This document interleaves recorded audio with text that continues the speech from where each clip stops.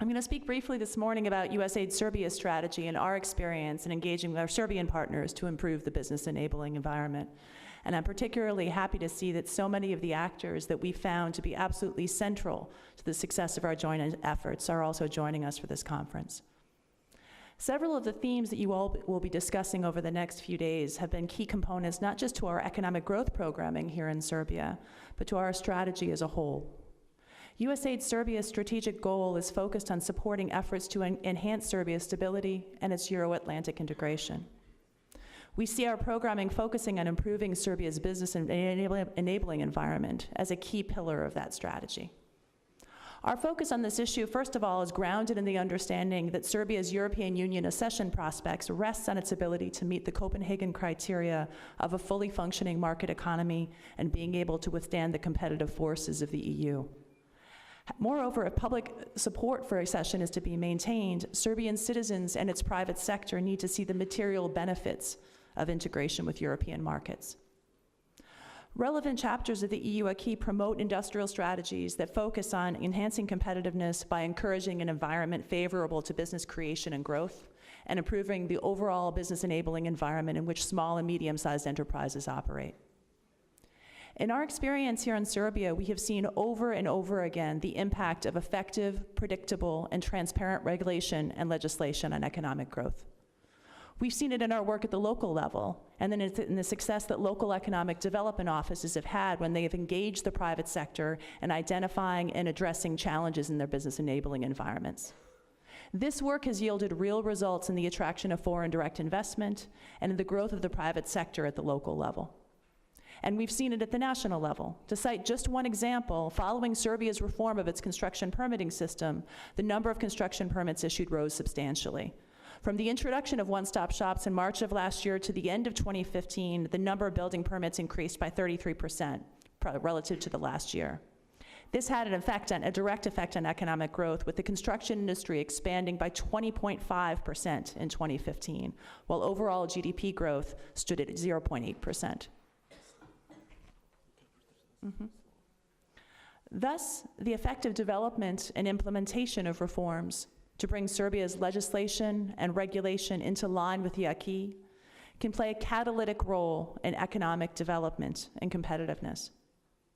But in our experience, while the acquis itself might be helpful in getting initial buy-in for needed reforms, it's the process by which these reforms are developed, communicated, and implemented that matters most for the development of Serbia's economic and democratic institutions.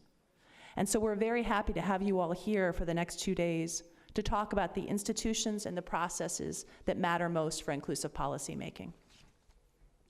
Since 2011, our Business Enabling Project, or BEP, has supported Serbian efforts to improve the business enabling environment to assist in achieving a more competitive economy. You'll be hearing from our colleagues from BEP later this afternoon with respect to their support for inspections reform here in Serbia. So I don't want to go into too many details as to the approach they've taken. But I would like to underscore a few elements that we've found to be particularly critical to the success of reform initiatives here in Serbia. First of all, the issues that we've taken on have been complex. Our program has taken on not only inspections reform, but also construction permitting and labor law reform. In each case, the reform process has involved a wide array of public and private sector stakeholders at various levels of government, each with their own interests and their own incentives. This complexity has required us first to spend a good deal of time getting to the bottom of the issue. What in fact is causing the problems, and where there are points of entry to address the core challenges that we uncover. Secondly, we've sought to engage a wide variety of stakeholders throughout the process, both to ground truth our analytical findings, but also to develop a more multifaceted picture of the sorts of issues and partners that could effectively move reform forward. This consultation, which has often involved thousands of stakeholders, has produced more effective legislation, and even more importantly, champions that are invested in the successful implementation of the reform. In addition to wide consultation, we've also sought commitment to reforms from as wide a group of stakeholders as possible. Of course, political leadership has been absolutely key. In the case of construction permitting, we would not be where we were today without the leadership of Minister Mihailovic in the development of the draft law and in her public statements. Her serving as a champion for the reform absolutely had a catalytic effect in what we were able to do. But parallel efforts at public outreach, at consultation with the private sector, academia, various professions, the wider business community were also critical to ensuring an accountable and inclusive policymaking process. Finally, we've committed to an inclusive approach in the implementation of reforms as well. In the case of construction permitting, after the law was adopted by Parliament, BEP was involved in more than 20 regional presentations of the new law and procedures and reached out to more than 2,100 professionals, from employees of municipalities and public enterprises to developers and other business persons. These consultations were critical to ensuring the proper application of the law. These consultations were also critical in surfacing implementation issues that we might not have been aware of at the outset, and surfacing major concerns that were dealt with in bylaws, regulations, and through public outreach. Given USAID's focus on supporting Serbia's European integration, we've supported reform processes across our portfolio in areas as diverse as the prevention of domestic violence, the further development of Serbia's anti-corruption institutions, and changes to Serbia's tax legislation with respect to support for incentives for philanthropy. We see the reforms processes that we've supported through BEP and through many of our other programs as an opportunity to pilot and refine policy approaches to policy advocacy. Ultimately, though, USAID's role, or the role of other donors, is only a supporting one.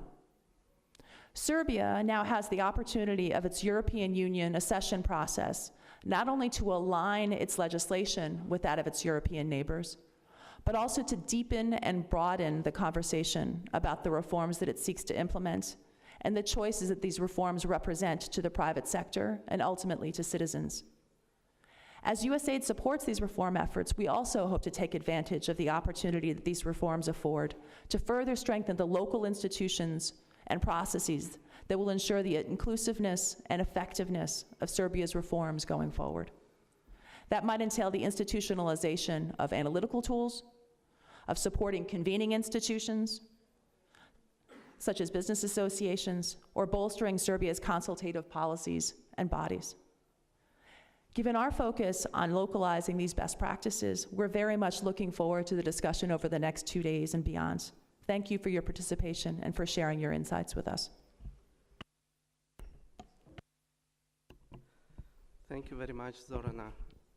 Distinguished guests, dear colleagues, it's indeed an honor for me to be here with you and to address this forum, and thank you very much,